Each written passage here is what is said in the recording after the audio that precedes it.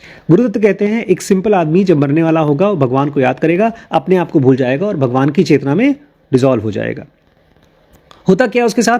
ऐसे आदमी का शरीर में से प्राण निकलेगा और दोबारा जन्म नहीं होगा। और जो इंटेलेक्चुअल डिवोटी हैं, विचारवादी हैं, उनके पास ढेर सारे कॉन्सेप्ट हैं। मतलब वो उसको ना, जैसे कोई आदमी टेप रिकॉर्डर चलाता है, गाना चलाता रहता है, ऐसे ही वो दिमाग में गाने चलाता रहता है विचारों के। उसको बोलते हैं कॉन्सेप्ट। नमस्कार दोस्तों, स्वागत है आपका इस सीरीज़ में जिसका नाम है त्रिपुरा रहस्य। बहुत छोटे छोटे बातें हैं, लेकिन अगर उनको याद रख सके तो हम बहुत आसानी से त्रिपुरा मतलब 3 दुनिया को क्रॉस कर सकते हैं। कल की वीडियो में हमने पढ़ा था कि हमारी चेतना का भोजन क्या है। बहुत ख़ास चीज़ हमने पढ़ी थी, हमारी चेतना का भोजन क्या है, जिसकी वजह से हमारी चेतना में हम याद रहते हैं। याद है? शरीर। आपका शरीर ही जितनी बार आप शीशे में देखेंगे, इसलिए एक प्रैक्टिस रमण महर्षि किया करते थे। वो कई साल तक शीशा ही नहीं देखते थे, भूल गए थे उनकी शक्ल कैसी दिखती है। हम लोग अपनी शक्ल अगर शीशे में ना देखें कई साल तक तो भूल जाएंगे हम कैसे दिखते हैं। किसी को पहचानने के लिए आपको उसको देखना पड़ेगा ना। यही करते थे। गुरुदत्त कहते हैं ये भोजन की वजह से है, ये शरीर की भोजन की वजह से कि हमको ऐसा फील होता है कि हम हैं। एक इंपॉर्टेंट चीज़ आज सीखेंगे आप, सुनिएगा। अगर आपको गुरु के शब्दों के ऊपर भरोसा है तो आपको सब चीज़ एक्सप्लेन कर दिया जाएगा। ब्रह्मांड में ऐसी कोई चीज़ नहीं रहेगी जो आपके समझ के बाहर रखी जाएगी। देखिए, पता क्या होता है, 2 तरह के लोग होते हैं। एक तो वो जो बोलते हैं भैया पहले हमको दिखाओ, समझाओ, प्रूव करो जो भी आप बता रहे हो भगवान के बारे में, आत्मा के बारे में, शक्तियों के बारे में। जब प्रूव कर दोगे तब हम प्रैक्टिस करेंगे। तो इनको कहते हैं इंटेलेक्चुअल्स, बुद्धिवादी। बल्कि बुद्धि वाले नहीं कहना चाहिए विचारवादी। जो विचारों के जरिए चाहते हैं, वो आपसे चाहते हैं कि आप उनके विचारों को काटें। उनके मन में अगर डाउट है कि दुनिया में चमत्कार नहीं होता तो उनको चमत्कार करके नया विचार दिखाओ। तो गुरुदत्त कहते हैं ऐसे लोगों को मुक्त होने में बहुत टाइम लगेगा। वहीं पर जो लोग सिंपल लोग हैं, बच्चे की तरह, वो जल्दी मुक्त हो जाएंगे। और इसको तो मैंने साक्षात देखा। अभी जब गांव गया था तो जो लोग बड़े बूढ़े हैं उनके कॉन्सेप्ट्स बड़े मजबूत हो चुके हैं। ये हिंदू है, ये ब्राह्मण है, ये चमार है, इससे पैर छुआना चाहिए, इसके हाथ का खाना खाना चाहिए। और वहीं पर छोटे बच्चे, उनके साथ में क्या कर रहा था, उनको जिनोगा सिखा रहा था। उनके मन में कोई कॉन्सेप्ट नहीं था। तो जो सिंपल डिवोटीज होते हैं, चाहे किसी भी उम्र के हों, चाहे छोटे बच्चे हों, चाहे बुढ़े हों, अगर आपका मन सिंपल है तो आप ज़्यादा आसानी से लिबरेट हो जाओगे। अब डिफरेंस क्या है सिंपल में और इंटेलेक्चुअल में? इंटेलेक्चुअल सोचता बहुत है, लेकिन उस सोच से धीमे धीमे वो सोच बन जाती है पत्थर, कि मैं ब्राह्मण हूं, ये क्षत्रिय है, इसका शरीर, इसका खून मेरे खून से अलग है।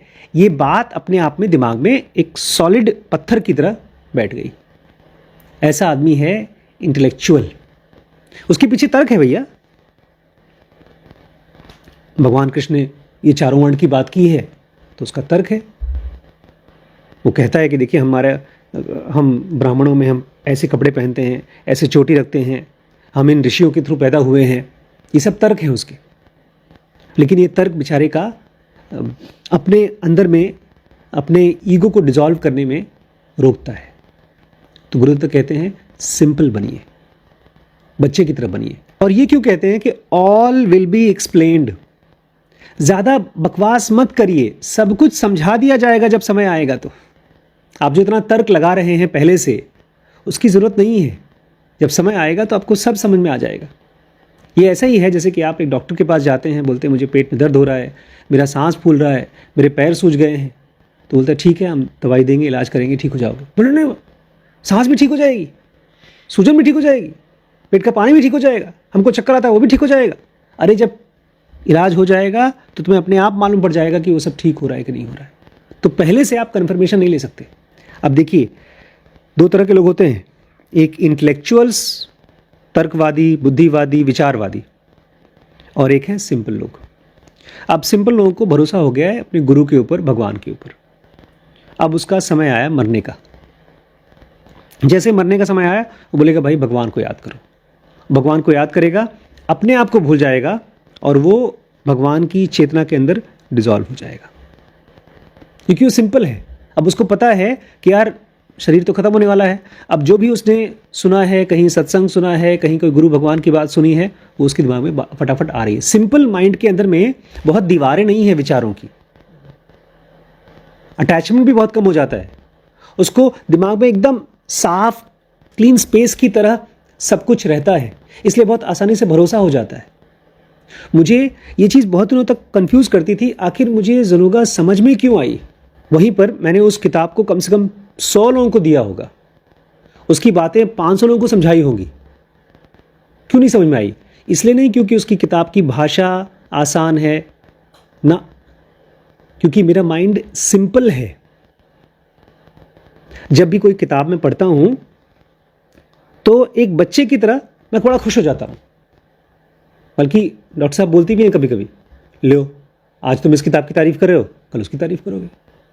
छोटे बच्चे नहीं होते, जाते हैं दुकान में, खिलौना मिलता है तो बड़े खुश हो जाते हैं, दिन भर उसी खिलौने के बारे में खुश रहते हैं। फिर नया खिलौना मिलता है उसके बारे में खुश हो जाते हैं। कोई भी नया चीज़ होता है बड़े खुश होते हैं। अभी हम लोग जब गाँव में थे तो पापा का जन्मदिन था 24 तारीख को। मैंने बच्चों को बताया, बच्चे बड़े खुश। मैंने उसका वीडियो बनाया, पापा बाहर काम करा रहे थे मजदूरों से, तब तो बच्चे बोलते दादाजी को बुलाते हैं और हम लोग हैप्पी बर्थडे बोलेंगे खूब ज़ोर से। तो ये सब खड़े हो गए। फिर जब पापा अंदर आए तो ज़ोर से बच्चों ने हैप्पी बर्थडे बोला। वहीं गुब्बारा फुला रहे थे, मैं उनके लिए गुब्बारा ले आया था। पापा बोलते हैं मुझे याद आ गया। बोलते हैं क्या पापा? मैंने पूछा। बोलते हैं जब मैं नानी के साथ, मतलब मम्मी के साथ, अपनी माँ के साथ अपनी नानी के यहाँ जाता था तो नानी बोलती थी अपनी बेटी को, मतलब हमारी दादी को, कि इसरावती तुम्हारे बच्चे मूड़ी पिरवा देते हैं, इनको लाती क्यों? अपने बारे में बोल रहे थे लेकिन इशारा कर रहे थे। बच्चों ने सोफा लाया था मैं नया नया खरीद के, अब सोफे के ऊपर कूद रहे हैं, चढ़ रहे हैं, दिमाग खराब हो रहा है पिताजी का। लेकिन बच्चों के अंदर में एक एनर्जी होती है, वो है एनर्जी ऑफ सिंप्लिसिटी। किसी के साथ भी आसानी से खुश हो जाते हैं। जिससे दुश्मनी करेंगे उसी के साथ 5 मिनट बाद दोस्ती कर लेंगे। हम बड़ों के साथ में अगर दरार पड़ गई, सालों साल तक दुश्मनी होती है। 1-1, 2-2 फुट के खेत के लिए कोर्ट केस कचहरी चलता रहता है। इसलिए उसको भगवान के ऊपर भी भरोसा नहीं होता। जब उसको भाई के ऊपर भरोसा नहीं है, भगवान के ऊपर भरोसा कहां से आएगा? ये सब उसका विचारों के ऊपर बहुत ज्यादा जोर है कि जो मैं सोच रहा हूं वैसा हो रहा है कि नहीं हो रहा है। गुरुदत्त कहते हैं एक सिंपल आदमी जब मरने वाला होगा वो भगवान को याद करेगा, अपने आप को भूल जाएगा और भगवान की चेतना में डिसॉल्व हो जाएगा। होता क्या उसके साथ? ऐसे आदमी का शरीर में से प्राण निकलेगा और दोबारा जन्म नहीं होगा। और जो इंटेलेक्चुअल डिवोटी हैं, विचारवादी हैं, उनके पास ढेर सारे कॉन्सेप्ट हैं। मतलब वो उसको ना, जैसे कोई आदमी टेप रिकॉर्डर चलाता है, गाना चलाता रहता है, ऐसे ही वो दिमाग में गाने चलाता रहता है विचारों के। उसको बोलते हैं कॉन्सेप्ट। कॉन्सेप्ट को हिंदी में क्या बोलेंगे? अवधारणा, संकल्पना, धारणा, परिकल्पना, सिद्धांत। कॉन्सेप्ट्स को सिंपल भाषा में ये कह सकते हैं दिमाग का भरोसा कि ये अच्छा है, ये खराब है, मेरे साथ अच्छा हुआ, मेरे साथ खराब हुआ। अपने आप में भगवान कृष्ण इसके लिए एक एंटीडोट देते हैं, एक इलाज देते हैं। वो कहते हैं योगी मिट्टी और सोने को क्या करता है? एक समान देखता है। दोस्त को और दुश्मन को एक नज़र से देखता है। वो क्या कह रहे हैं? तुम्हारे अंदर में जो कॉन्सेप्ट्स हैं, अवधारणाएं हैं, उसको डिसॉल्व करो। अब मैं गांव में गया तो मुझे ढेर सारे लोग दिखाई दिए। उसमें से कुछ लोग मुझे अपना दोस्त मानते होंगे, कुछ लोगों को मैं अपना दोस्त मानता हूँगा। लेकिन जब मैंने ध्यान से देखना शुरू किया तो मेरी अवधारणाएं गलत थी। जो मेरे सामने इंसान था वो एक शरीर था, उसके अंदर कुछ विचार थे और वो सांस ले रहा था, बस। न वो दोस्त था न वो दुश्मन था। अगर मैं ऐसे किसी को देख पा रहा था तब मैं उसकी बात भी सुन पा रहा था, तब मैं उसको कनेक्ट भी कर पा रहा था। और मैं देख रहा था बाकी लोग सब ऐसा लग रहा था जैसे कि मेंटली मुक्का मुक्की कर रहे हैं, धक्का मुक्की कर रहे हैं। आपको अपनी कॉन्सेप्ट्स को मरने से पहले डिसॉल्व करना होगा। जब आप किसी को देखें और आपके मन में लगे अरे यार ये ठीक आदमी नहीं है, तो तुरंत आपको पहचानना होगा कौन ठीक आदमी नहीं है और क्यों ठीक आदमी नहीं है, क्या बुराई है उसके अंदर, किस चीज़ को तुम बुरा मानते हो। क्योंकि अगर आपके अंदर में कॉन्सेप्ट्स हैं, अच्छे और बुरे का आइडिया है, तो गुरुदत्त कहते हैं आप पैदा होंगे बार बार और बार बार आपके पिछले कॉन्सेप्ट्स के हिसाब से, आपकी धारणाओं के हिसाब से, आपकी वासनाओं के हिसाब से। यही तो होता है। इस आदमी ने मेरे साथ बुरा किया था, अब अगले जन्म में इसके साथ बुरा होना चाहिए। तो जब बुरा होना चाहिए तो तुम्हें ही उस चीज़ को अनुभव करना है, तो लो फिर से पैदा हो। इसलिए कृष्ण गीता में क्या कहते हैं, एक ऋषि, एक योगी अपने बुरे कर्मों का फल तो छोड़ता ही छोड़ता है, अपने अच्छे कर्मों का भी फल बोलता है नहीं चाहिए भैया मुझको। क्योंकि सारे अच्छे और बुरे धारणाएं हैं, कॉन्सेप्ट्स हैं। अगर वो आपके अंदर हैं तो आप बार बार जन्म लेंगे। अगर वो डिसॉल्व हो चुके हैं तो फिर आपका दोबारा जन्म नहीं होगा। अब इसी तरह के टीचर्स भी होते हैं, गुरु भी होते हैं। कोई गुरु कहेगा देखो भैया इस समय शनि का प्रकोप है तुम्हारे ऊपर, ये पहन लो। तो वो अपने कॉन्सेप्ट्स के हिसाब से लेक्चर देते हैं, इंस्ट्रक्शन देते हैं, और जो बेचारे लोग हैं वो भी अपनी वासनाओं के हिसाब से गुरु खोज लेते हैं, फॉलोअर बन जाते हैं। इसी तरह से क्रीड्स बनते हैं, सेक्ट्स बनते हैं, कट्टरवादी लोग बनते हैं जो कहते हैं हमारे गुरु ज़्यादा सही है, हमारी किताब ज़्यादा सही है। बोलते थोड़ा सा सोचिए आप, वो चीज़ जिसकी कोई शुरुआत नहीं है और उसका कोई अंत नहीं है, उसको आप धारणाओं में कैसे बांध सकते हो? कैसे आप कह सकते हो कि वो अच्छा है और बुरा है? देखिए इंडियन स्क्रिप्चर्स में, ये फॉरेन में नहीं है, फॉरेन में कॉन्सेप्ट है शैतान का। एक है भगवान ईसा मसीह, वो भगवान का बेटा है, और एक है शैतान। बल्कि वो जो आप गाना गा रहे थे उस दिन, कौन सा था, यीशु जी बल्ले बल्ले, उसमें बोलता है शैतान को रखे तू पैर के तल्ले। तो शैतान मतलब कोई बुरा और यीशु मतलब भला आदमी। लेकिन यहाँ पर जिसको भी आप सबसे बुरा से बुरा मान सकते हैं वो भी भगवान है।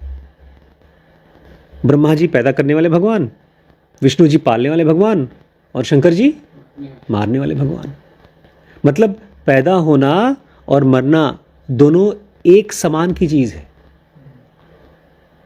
ये केवल कॉन्सेप्ट है कि हमको ये अच्छा लगता है, ये बुरा लगता है। तो गुरुदत्त कहते हैं थोड़ा सोचो कि कैसे विचारों में बांधोगे उस चीज़ को जिसका कोई जन्म नहीं है, इसका कोई मौत नहीं है, इसका कोई ओर छोर नहीं है। लेकिन लोग क्या करेंगे, ठीक है आपकी बात सुन ली, लेकिन जो हम दिया सलाई जला रहे हैं, जो मंत्र वंत्र जप रहे हैं, वो करने दीजिए यार।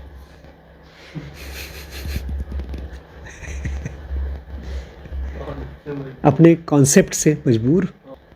गुरुदत्त कहते हैं लोगों को करना ही पड़ता है ये, क्योंकि वो चुप नहीं रह पाते, आराम से बैठ नहीं पाते। कहते एक लाउड से नाम के गुरु थे, बोलते थे बस बैठ जाओ मुक्त हो जाओ, चुप हो जाओ मुक्त हो जाओ। वही करना पॉसिबल नहीं हो पाता।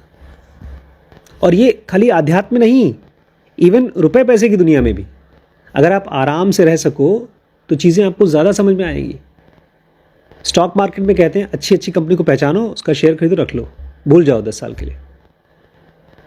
लेकिन खुजली है लोगों को, खरीदना है, बेचना है, ऐसे खुजली है, कुछ करना है, तब जाकर मुक्ति मिलेगी। ये सब कॉन्सेप्ट्स हैं, विचार, अवधारणाएं। बहुत कम गुरुज ऐसे होते हैं जो कॉन्सेप्ट से फ्री होते हैं। जैसे शिरडी के साईं बाबा, वो कॉन्सेप्ट से फ्री थे, इसलिए उनके पास हिंदू भी आते, मुस्लिम भी आते थे। सब गुरु ऐसे नहीं होते। शिरडी के साईं बाबा एक्सेप्शन थे। वो 24 घंटे एब्सोल्यूट में अपनी ईश्वर की चेतना में इमर्स्ड रहते थे, खोए रहते थे। कबीर भी ऐसे ही थे, ठीक ऐसे ही थे कबीर। उनके अंदर कोई धारणाएं नहीं थी और वो किसी को अपना शिष्य नहीं बनाते थे कि तुम मेरे शिष्य हो आज से। उनके कोई सेलेक्टेड डिसाइपल्स नहीं थे, इसलिए कोई क्रीड नहीं बनी, कोई कट्टरपंथी ग्रुप नहीं बना। तो सबसे बड़ा दुश्मन कौन है हमारे मुक्ति के रास्ते पे? कॉन्सेप्ट्स, अवधारणाएं। और ये क्या है? ये अच्छा है, ये खराब है। विचारों का सॉलिड स्टेट। आपको पता है कि ये आदमी परेशान है, इसलिए ये ऐसी हरकत कर रहा है। तो ये तो एक विचार है जो अभी है, कुछ देर बाद चला जाएगा। लेकिन आप बोले ये आदमी परेशान है और खराब काम कर रहा है, ये खराब आदमी है, तो ये हो गया कॉन्सेप्ट। कोई आदमी आपके पास आया और उसने आपको भैया खाना खिलाते समय एक एक्स्ट्रा रोटी दे दी, मिठाई का एक्स्ट्रा पीस दे दिया, बोले यार बड़ा अच्छा आदमी है। नहीं, उसने खाली मिठाई दिया है आपको, अच्छा बुरा आदमी नहीं है। तो ये विचार बहुत जल्दी कॉन्सेप्ट्स बन जाते हैं, सॉलिड हो जाते हैं। जो आदमी इसको पहचानता है वो आदमी मुक्त हो जाता है। जब मौत आती है तो बोलता है ठीक है यार, अब शरीर वाली लाइफ को ख़त्म होने का टाइम आया है, अब देखते हैं आगे कौन सा पिक्चर चलेगा। कॉन्सेप्ट है जब वो सॉलिडिफाई हो जाए, मतलब आप बोलें मैं उसको पसंद नहीं करता यार, उस समय तो अच्छी बात है, मैंने आपके साथ कुछ अच्छा किया, आपको मैं अच्छा लगा, लेकिन अगले दिन आप ये भूल जाएं कि मैं क्या कर रहा हूँ। आप बोले ये अच्छा आदमी है यार, इसके ऊपर हमेशा भरोसा करो। अच्छा, ये चीज़ तो कर ही नहीं सकता। जब आप आंखें बंद करना शुरू कर देते हैं रियलिटी से, तब वो हो जाता है कॉन्सेप्ट। कॉन्सेप्ट का सोर्स है अपना आइडिया होना कि ये मैं हूँ, ये मेरा घर है, ये मेरा परिवार है, ये मेरा गांव है, ये मेरे लोग हैं, इसको मुझे और अच्छा बनाना है और बड़ा बनाना है, ये मेरे दुश्मन हैं, ये मेरे खिलाफ हैं। ऐसे जो आइडियाज़ बनते हैं दिमाग में, फिर आपको ये परेशान भी करते हैं। वो आपको कहते हैं कि यार ये इसको घर के अंदर घुसने दो, ऐसे घरों में अपनी बहू बेटियां नहीं देते हम लोग। ऐसे करके ढेर सारे फिर तामझाम बनते हैं। कॉन्सेप्ट्स बेसिकली वो चीज़ें होती हैं जो आपको खाली बैठे हैं तब भी परेशान करते हैं। अरे रे रे रे, तुमने छू लिया, मुझे अपवित्र कर दिया।